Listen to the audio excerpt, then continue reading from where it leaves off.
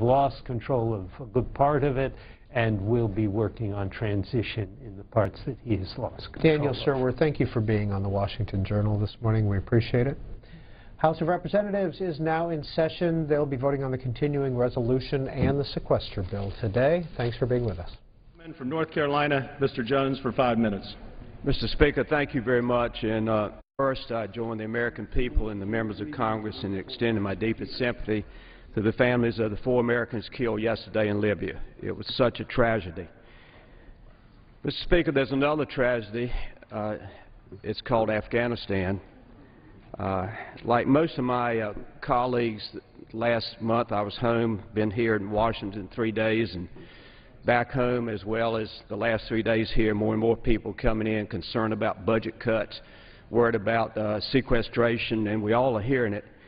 And yet there's no debate about Afghanistan. It just keeps going on and on and on.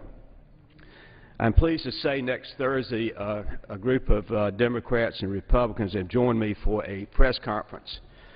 The author of this book, called Funding the Enemy, subtitle, How U.S. Taxpayers Bankroll the Taliban.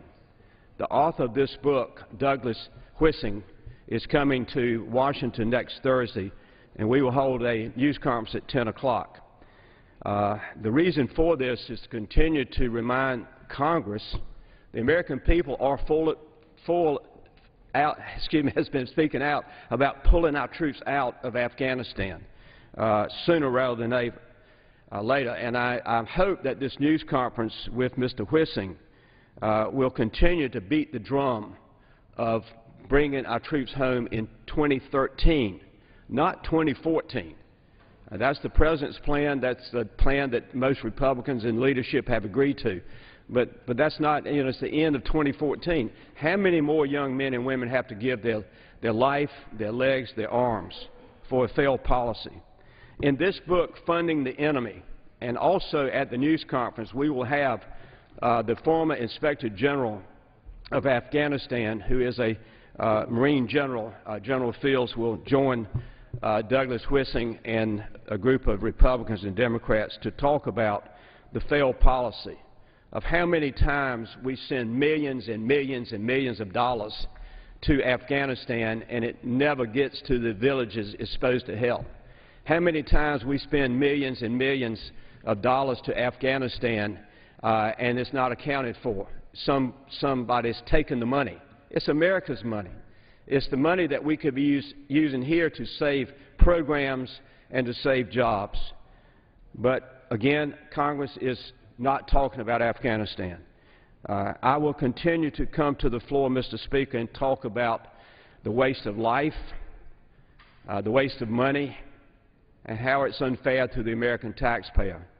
And more importantly, it's unfair to the military families. Many of the Marines in my district, and I'm sure the United States Army, have been to Afghanistan 3 and 4 times. And truthfully, nothing has changed.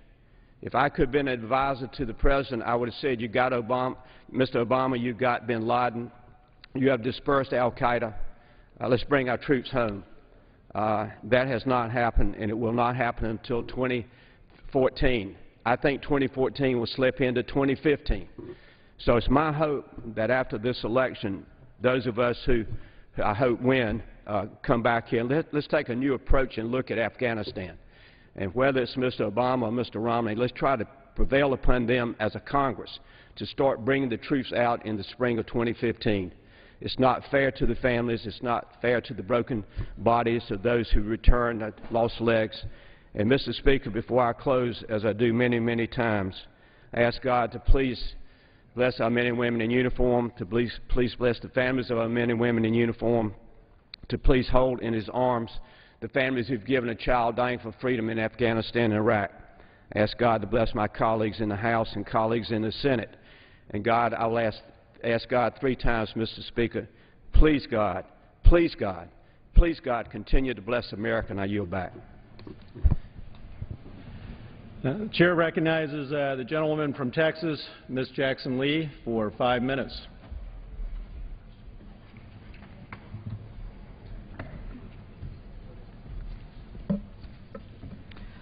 I'd like to join my colleague in asking for the blessings on this nation and to remind America that we gathered on Tuesday together in commemoration and recognition of 9/11.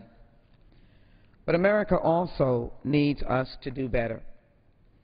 And I speak in the backdrop of a horrific tragedy that we all are reminded of in the loss of Americans in what continues to be an attack on our values.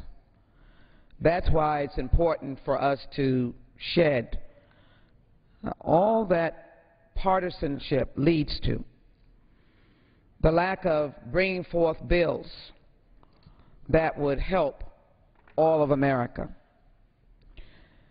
So I am here this morning to remind us of work yet undone, that we just had 61 bills that have been signed into law this year, the fewest in more than 60 years. In all of 2011, only 90 bills were signed into law. And so we know in the last session, the 111th Congress, 258 bills were signed into law. We have got to do better. And the most difficult thing that I rise and speak about is the lack of presenting on the floor of the House the President's jobs bill, the American Jobs Act, that would invest in small business, that would create an opportunity for those who have lost their unemployment to be extended, to create summer jobs and part-time jobs, to be able to ensure that there was job training, and to make sure that we say to America, we are your partner in job creation. Why haven't we been able to overcome those who would stand in the way on the other side of the aisle for putting forth the American Jobs Act? It is to help the American people. We have not been able to tackle, if you will, postal reform. Those are jobs. Those are people who work to make America's commerce travel from place to place. I've spoken to small businesses, and they say the U.S. Postal Service is their lifeline for their small business. They can actually make a profit by using the U.S. Postal Service. Senior citizens who receive their Social Security checks, sometimes in the mail, many times we know online, but are connected to the post office. They're connected to the letter carriers. They're connected to the local post office in their neighborhood. How do I know? Because of the outpouring of concern for the closing of a post office on Mesa Road in the 18th Congressional District, my congressional district. And so I am interested in this Congress not being known by the do-nothing Congress, do-nothing Republican Congress. I want us to work together and be able to say that these items need to be put forward for the American people. What do we have to say now looking toward sequestration? We realize that you cannot cut discretionary funding. We realize that 50 million Americans are suffering from food insecurity, and we have a $13 to $16 billion cut in the Supplemental Nutrition Program. That simply cannot be. That cannot be the record of this Congress. No jobs, no postal reform, cutting food that people need, and of course, staring down at our men and women in the United States military where resources that they need may be cut. So I am asking that we be reminded that there are those who have written, Norm Ornstein and Thomas Mann, that in studying Washington politics in Congress for more than 40 years, this is their quote, "They have never seen such a dysfunctional place." We can do better. We must do better. Democrats are ready to work to pass the American Jobs Bill, to pass postal reform, to pass bills dealing with helping to improve the lives of Americans, to ensuring that no American goes to bed hungry, and that we welcome our troops home and provide for their families. That's the Congress that we should be known for. That's what America is all about. I ask that God blesses this nation, but this Congress recognize that we have to be busy until He comes. Let's get busy for the American people. Democrats are busy and want to work to succeed, to do what is right for America. I yield back. Gentlewoman's time has expired.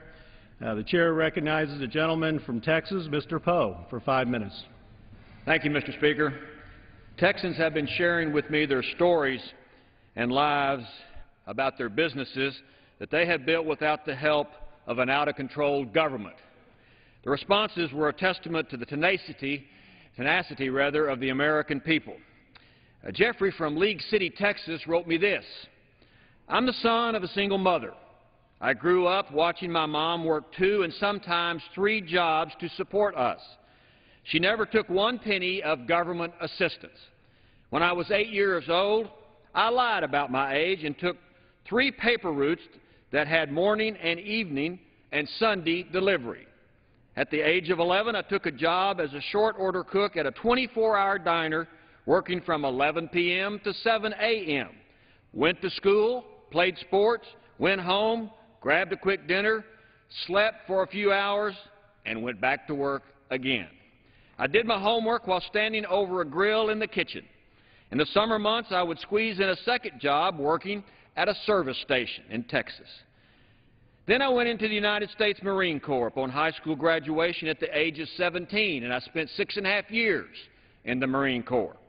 Upon being honorably discharged, I entered the Houston Police Academy. I've been an officer in Houston, Texas for the past 27.5 years.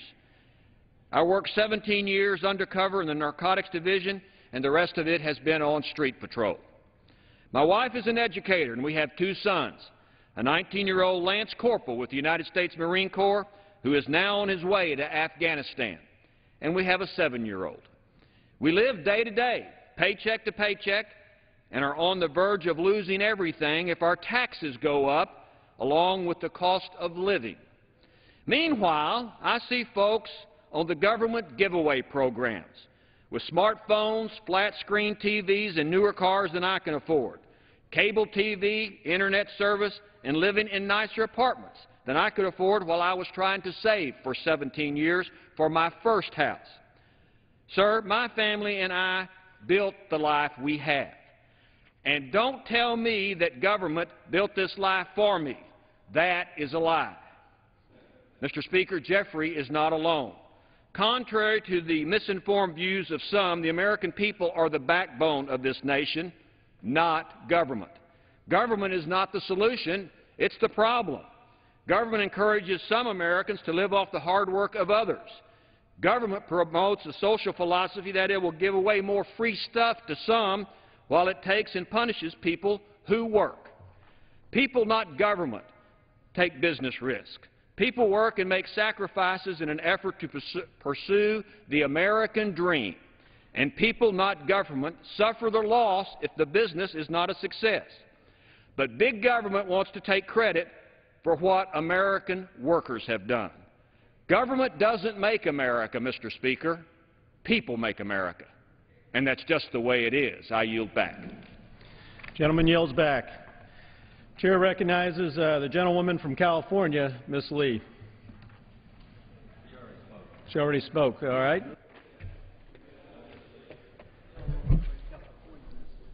The gentlewoman from California is recognized. Well, I don't see any gentleman. I was sitting next.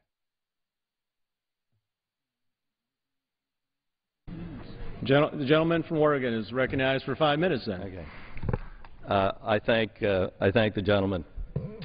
About 27 miles away from here, secret negotiations are ongoing, and no members of Congress, a number of us have asked to be allowed to observe the negotiations because they'll have a dramatic impact on the future of the United States of America and our economy.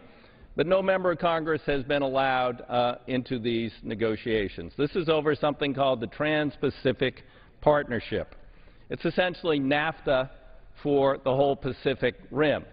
Now, imagine how well that's going to work. NAFTA, of course, has cost the U.S. hundreds of thousands of jobs and many industries. Now, this is a new agreement, a new form. The President has put his stamp on it. It's called a living agreement, meaning it's being negotiated among a small number of relatively small countries, but the U.S. is running the show. But later on, other countries like Japan and China can plug in. We know very little about what's being negotiated because, again, the documents are all kept secret from members of Congress. They have been shared, however, with 600 corporations who, at the click of a mouse, can access them through a secure site online. But yet, no member of Congress is allowed to see these documents, no one representing the American people. Now, the problem is that we have had some leaks, and the analysis is if Japan is allowed to join, and the U.S. is trying to get Japan to join, we'll lose 90,000 automotive jobs immediately. This is yet another example of failed trade policy for the United States of America. It's also rumored, again, remember, no elected representative of the American people is allowed to view these documents, which 600 U.S. corporations are allowed to review and annotate and make suggestions on, that it would have intellectual property restrictions that would far exceed those that were already rejected by the elected representatives of the American people, the House and the Senate, so-called SOPA and PIPA. These intellectual property restrictions in this agreement, it is rumored, will far exceed those already rejected, yet they would be binding on the United States of America, again, going around our elected representatives. It's also rumored that the U.S. pharmaceutical industry is seeking to roll back previous reforms that even George Bush negotiated in the U.S.-Peru FTA that enhanced access to affordable medicines. The pharmaceutical industry doesn't like inexpensive, affordable, life-saving medicines. That would be rolled back. Further, it would allow drug companies to challenge the price formularies in Canada. Remember, U.S. citizens can buy drugs made by U.S. companies in the U.S. much more cheaply in Canada than here because the Canadian government negotiates on their behalf. It's rumored that this agreement would force Canada to raise their drug prices.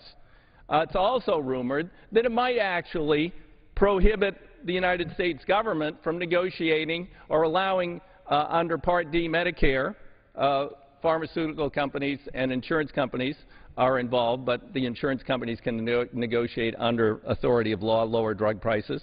It may also prohibit the drug formulary for Medicaid, which saves hundreds of millions, billions of dollars a year, and the VA, which provides our veterans with low-cost pharmaceuticals. All those things may be preempted by this Trans-Pacific Partnership. Now, this is really an extraordinary thing, that this is being done in secret. No member of Congress is allowed to review it. It has one chapter we know about, which is so egregious that Australia has said they have to have a total exemption. And the U.S. has said, sure, okay, we understand you want to protect your people.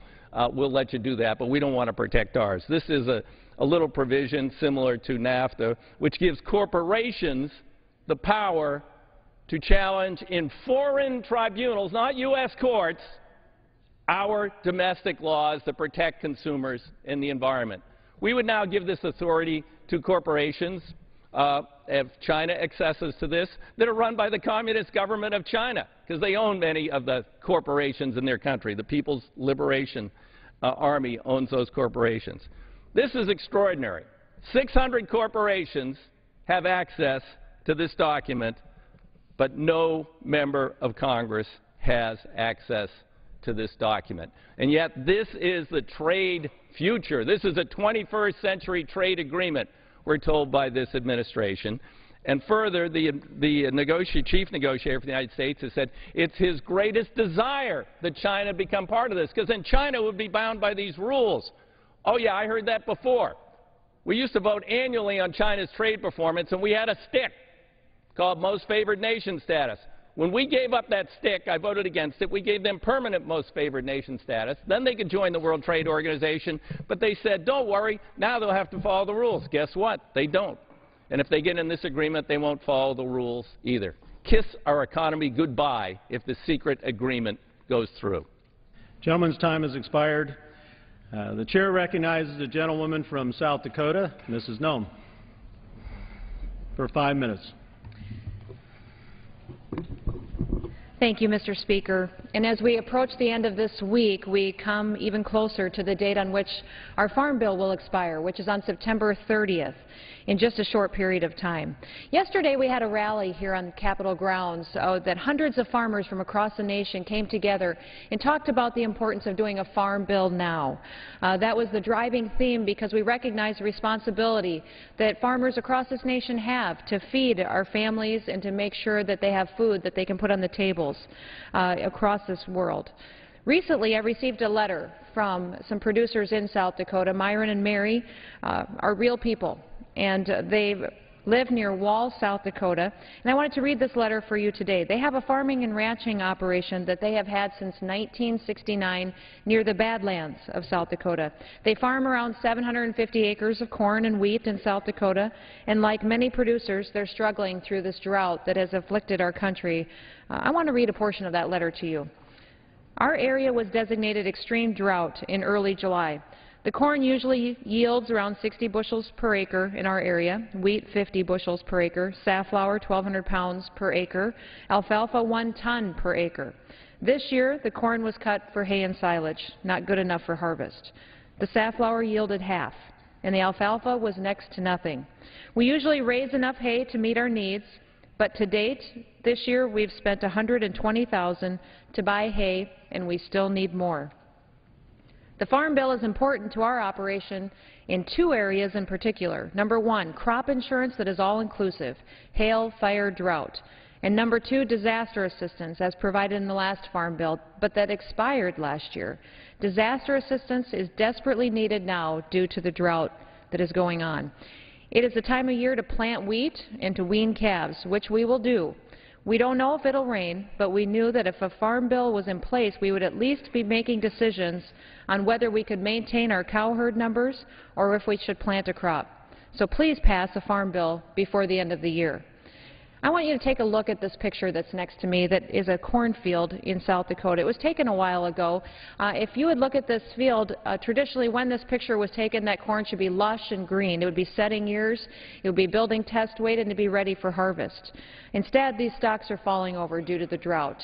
They weren't able to provide much in growth and are struggling, and this corn more than likely will be cut for silage for feed for cattle instead of returning on the investment for the producers that planted it hoping to get a crop. We need to give Myron and Mary and producers such as those that own this cornfield and their families that depend upon the food grown in this country the certainty of a Farm Bill. We cannot wait for the next disaster. We need to do our job. We need to continue to provide for our families across this country that need affordable food policy and to depend upon this country and the security that a strong food program can bring them through doing a Farm Bill now. And with that, Mr. Speaker, I'll yield back the balance of my time. Gentlewoman yields back the balance of her time. The chair recognizes the gentlewoman from California, Ms. Lee, for 5 minutes. Are we going to? Ms. Lee for 5 minutes. For 5 minutes.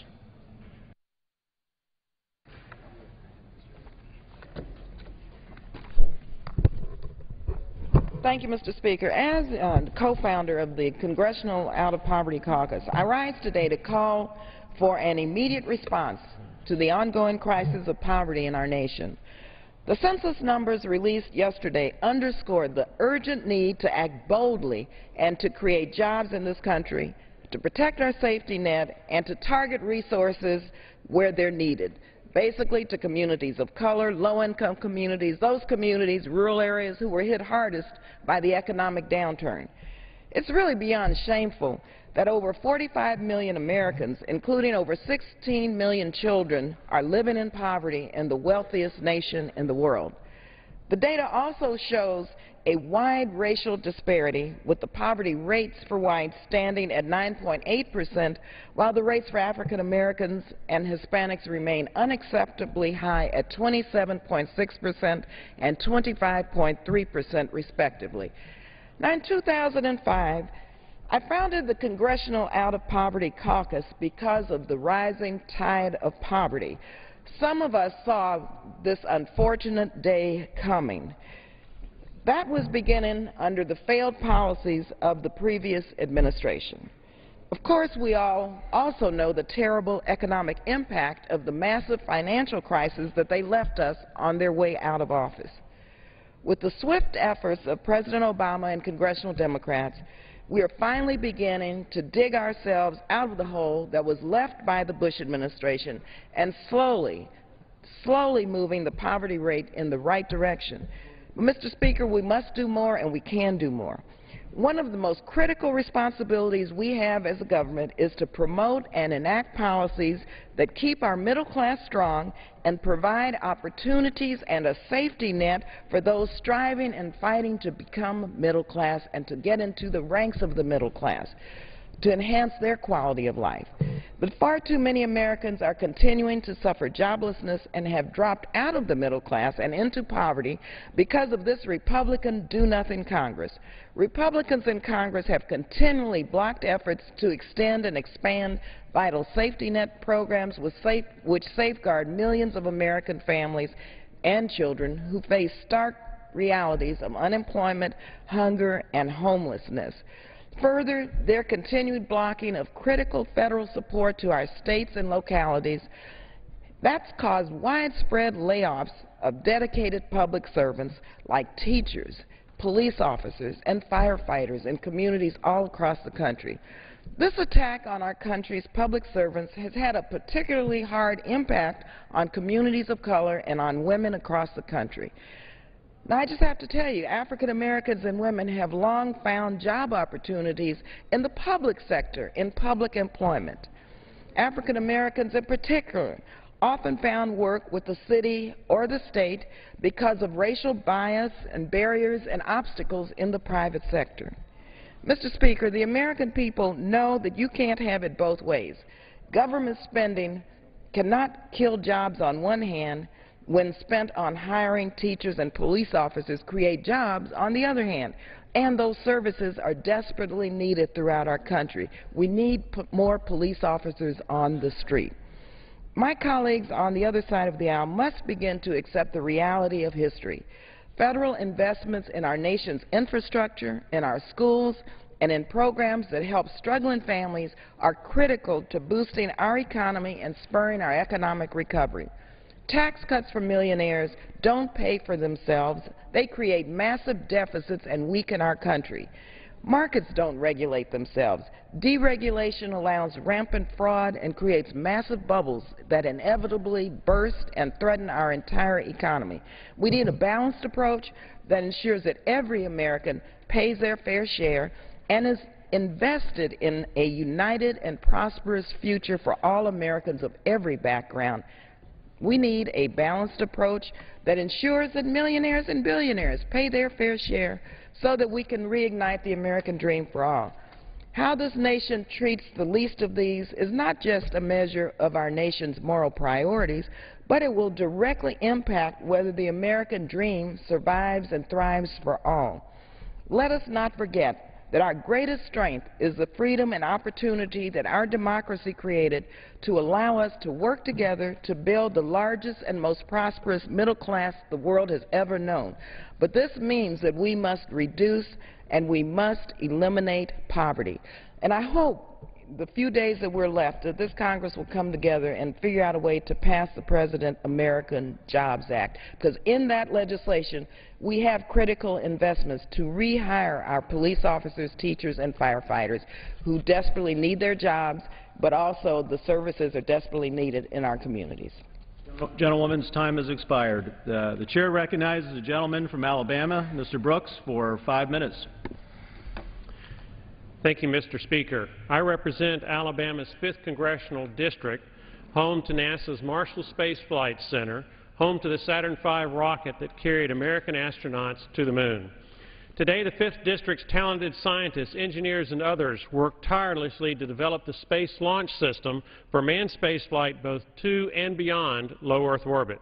In the early 1960s, President John F. Kennedy challenged America to do the impossible, send an astronaut to the moon and safely return him. As a young boy in the 1960s, I vividly remember the earth tremble, dishes rattle, and windows pulsate as America tested our Saturn V rocket on nearby Redstone Arsenal. In 1969, America's hard work paid off. I will never forget watching the grainy black and white footage on TV as American astronaut Neil Armstrong stepped onto the lunar dust. The thrill of that moment, our pride in America, our awe of what Americans could do, have belonged to all Americans ever since.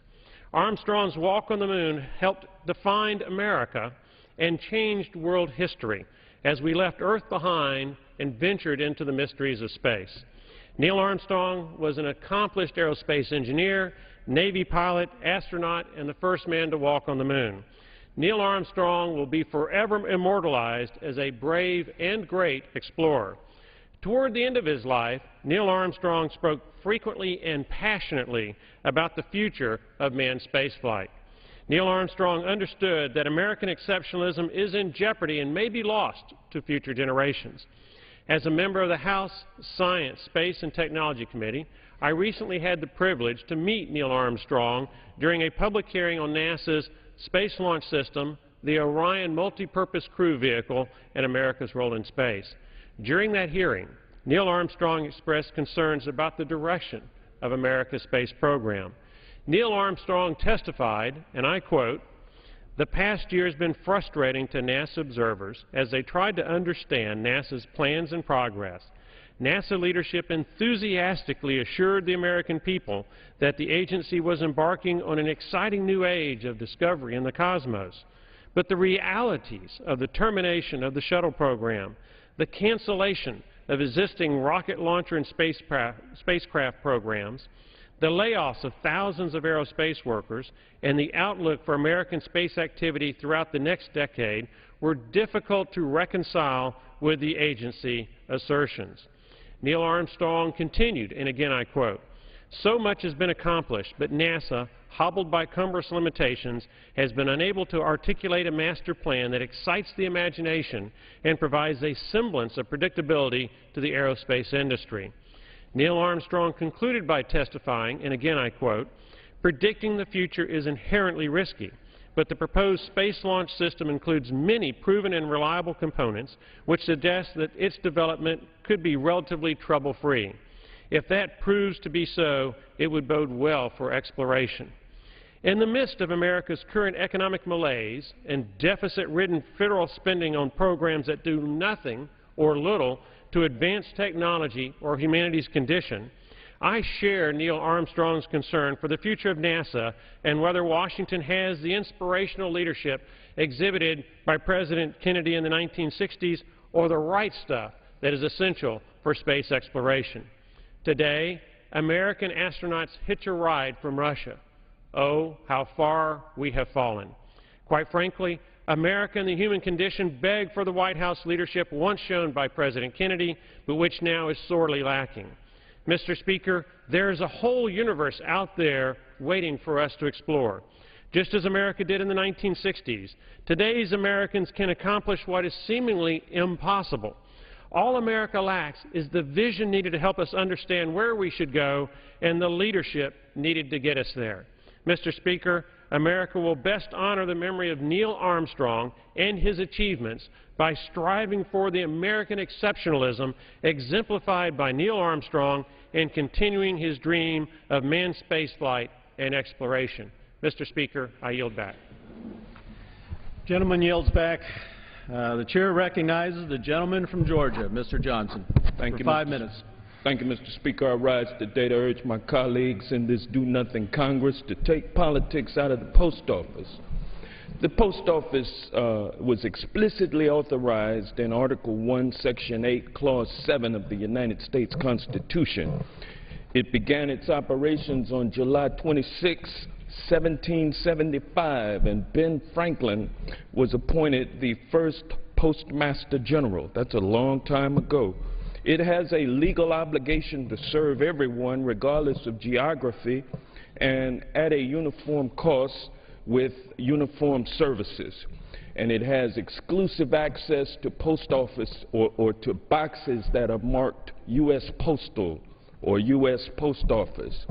And it also competes with private package delivery services. In 2006, Congress forced the United States Postal Service to pre-fund 100% of retiree insurance premiums. No other company, public or private, is forced to comply with such an unnecessary and destructive policy. Mr. Speaker, House Republicans cited declining mail volumes and a growing labor force as the primary reasons why the 2006 legislation was necessary. Yet, 2005, 2006, and 2007 were the highest volume years in U.S. Postal Service history. In fact, 2006 was the highest volume year ever. Mr. Speaker, the real motivation behind the 2006 legislation was to break the back of a public sector union and privatize the mailing industry. Why else would Congress alter an entity that hasn't taken a dime of United States taxpayers' money in 30 years?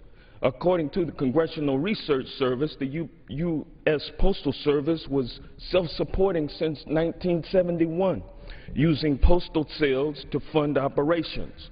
The Postal Service was so profitable that it returned money to the Treasury every single year while providing free services to the visually impaired and persons overseas. If the Postal Service was a private corporation, or if it had been a private corporation at that time, my colleagues across the aisle would have hailed it as the model of economic success and sung its praises from sea to shining sea. Since the pre-funding mandate of 2006, however, the Postal Service has nearly crumbled under the weight of its pension costs.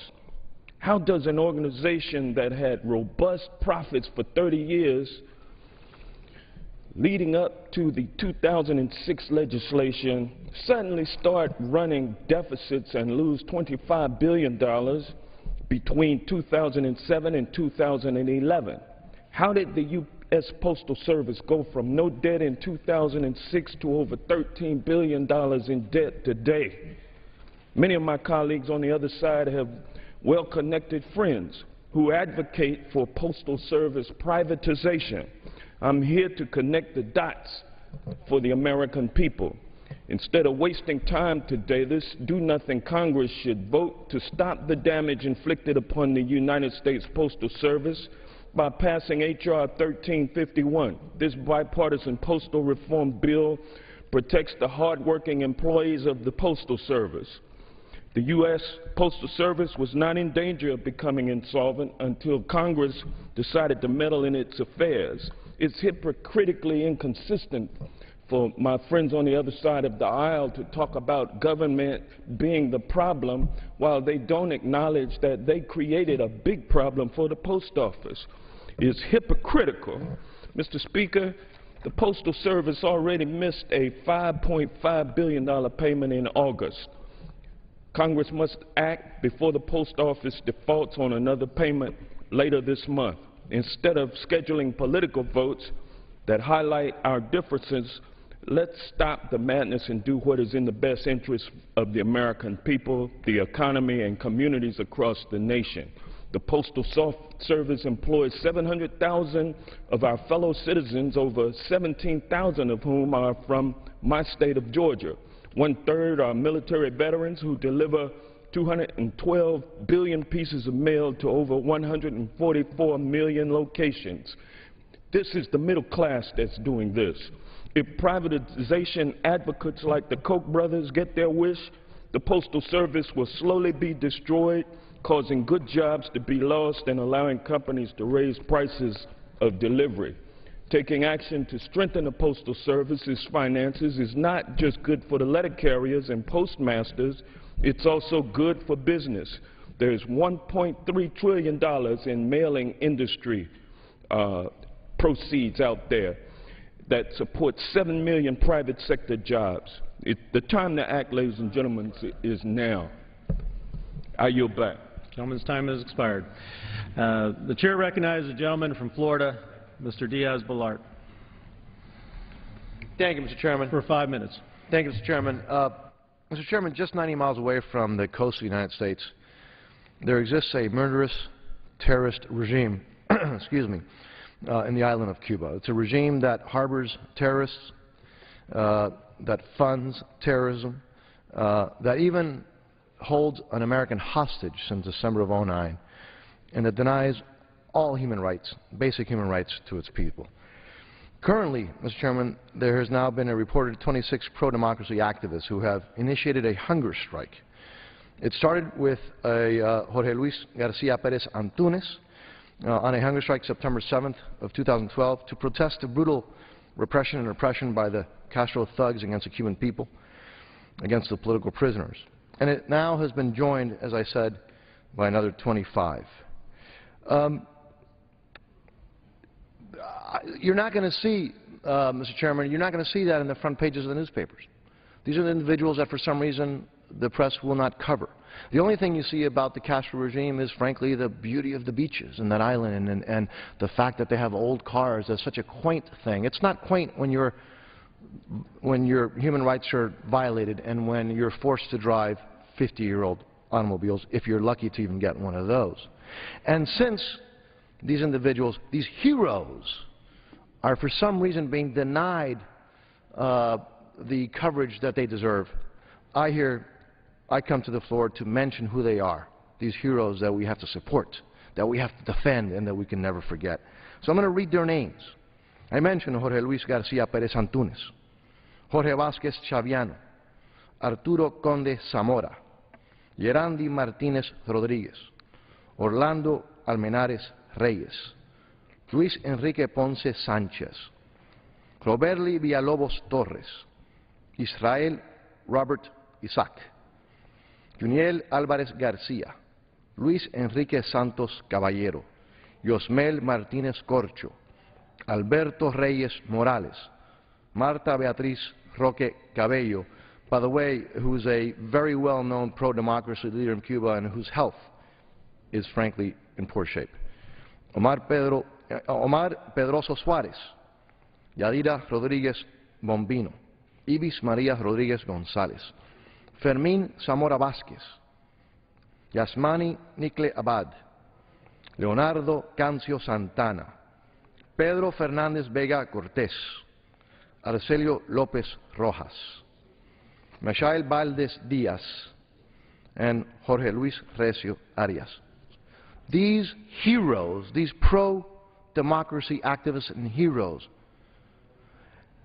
have stood up and are standing up to the Castro dictatorship with, frankly, whatever they have, including their health and their bodies. They need our prayers. They need our support. They need our solidarity at this pivotal time in their struggle for Cuba's freedom. Mr. Chairman, may God protect these brave heroes. May the international community demonstrate the solidarity that they deserve. And yes, we here in the United States Congress and in this country must continue to work and do what we can to help them and others achieve their final day of freedom. I yield back, Mr. Chairman. Gentleman yields back. The chair recognizes the gentleman from Vermont, Mr. Welch, for 5 minutes. Thank you. Mr. Speaker, the American people are going to make a decision on November 6th about future leadership of this Congress in this country. And they face, as they do every 4 years, two fundamental questions. One, who can be in charge of the cash register? Who will best manage the economy? The second question is who will be a firm hand in protecting America's foreign policy interest? If we look at the past 2 years with this Republican-led Congress that has accomplished nothing and, in fact, done damage, the question on who's best in charge of the cash register is quite clear. The Ryan budget that was passed by this House, stalled in the Senate, would actually increase the debt. The whole point, supposedly, of the Republican agenda coming into Congress was to lower the debt. The budget they passed would increase it by $6 trillion. Why is that? Well, first of all, many of the proponents of this budget are the folks who voted for policies that actually exploded the debt. A war in Iraq on the credit card, nation building in Afghanistan on the credit card, prescription drug program unpaid for on the credit card. Those policies played a very big role in getting us to the debt that we have. Then the Ryan budget, which is supposedly the blueprint to reduce the debt, increases it by $6 trillion in 10 years. Why? Because it increases those Bush tax cuts that were never paid for and would lower their Republican presidential candidate's effective tax rate to 1%. Secondly, it vastly increases Pentagon spending beyond what even the Pentagon is asking for. And even though it then imposes savage cuts on domestic discretionary spending, making it really difficult to do scientific research, to help our kids go to college, the net result is a $6 trillion increase in the debt. On foreign policy, no responsibility is so vested in one person, the President of the United States, as guiding American foreign policy. It needs a firm hand, a calm voice, a person who thinks before he speaks, who aims before he fires. The recent tragedy of losing our ambassador and 3 other brave civil servants from the State Department is an indication that the Republican presidential candidate lacks the temperament to do that job. Why is it that in the first statement that he made after the loss of 4 American lives, he descended into what essentially was tactical politics, arguing about the wording of a communique from the American embassy in Egypt? Is it really the case that we in America cannot defend the right of free speech and promote religious tolerance?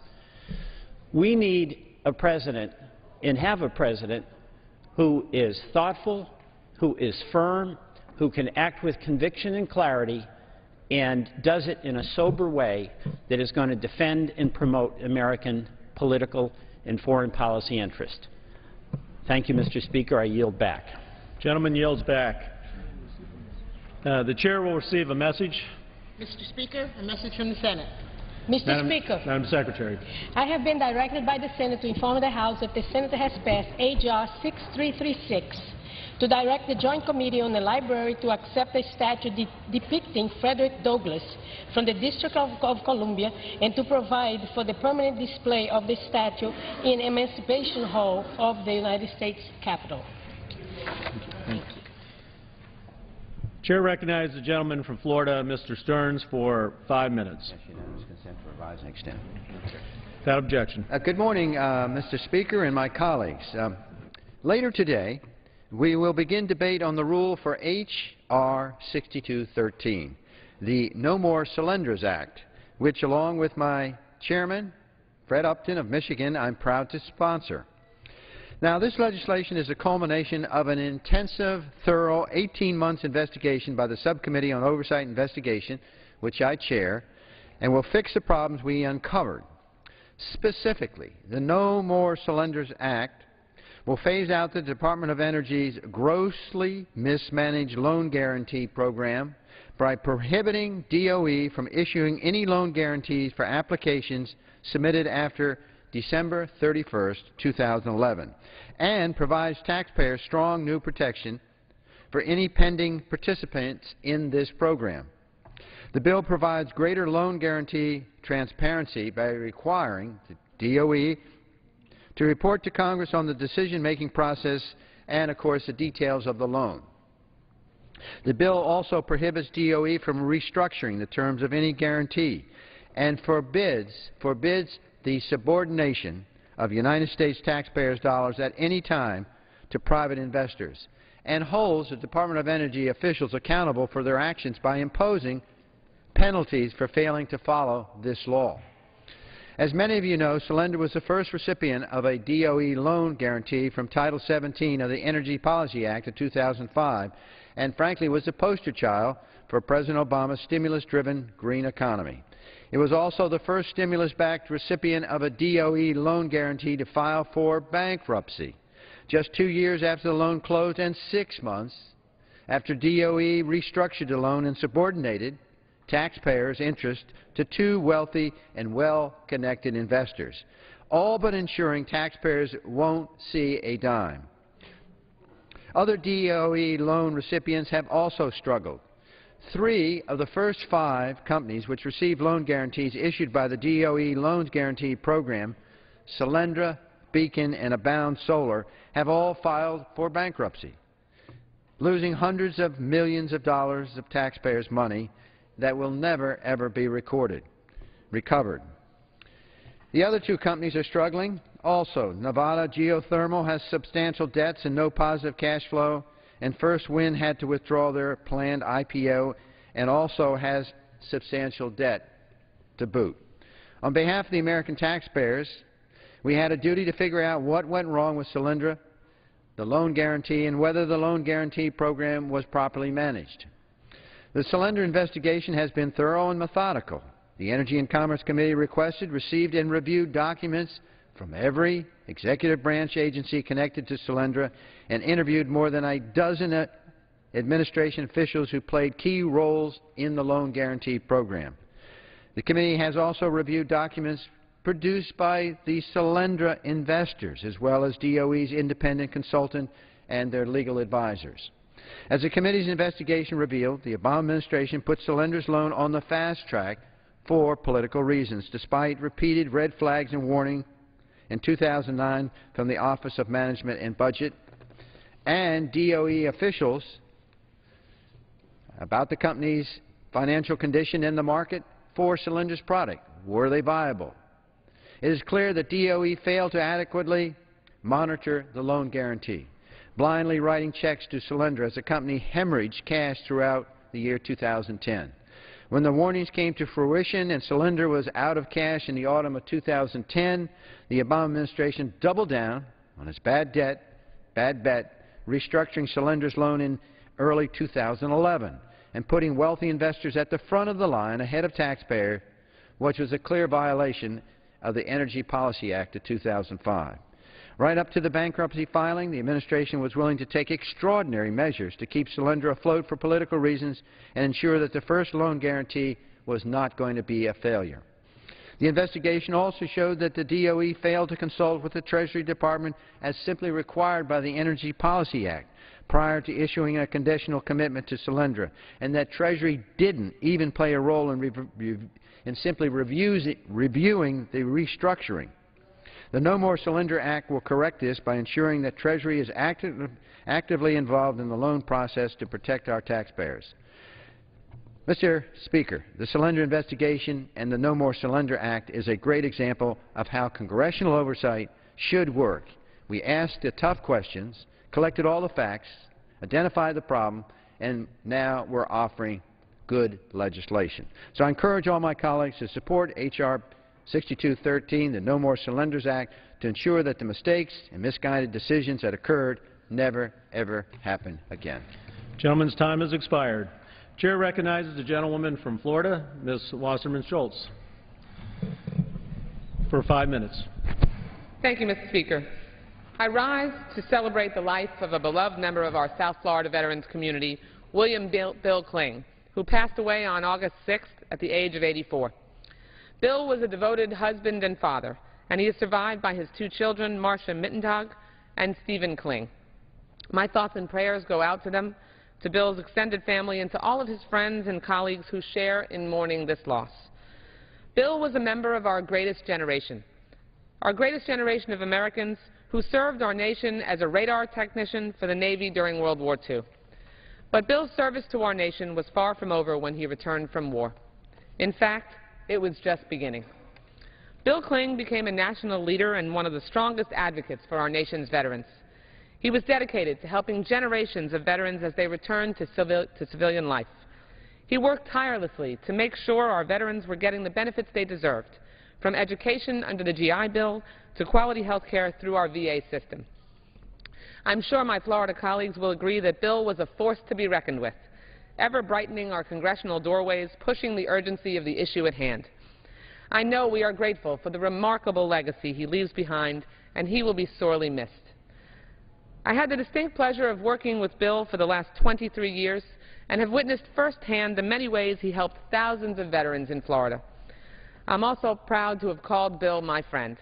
For the past 7 years, Bill served as the chairman of my Military Academy Nominations Board, where he helped the next generation of military leaders realize the dream of serving the country they love. For 8 years, he served on the Florida Commission on Veterans Affairs, and for the past 27 years, he was the president of the Broward County Veterans Council.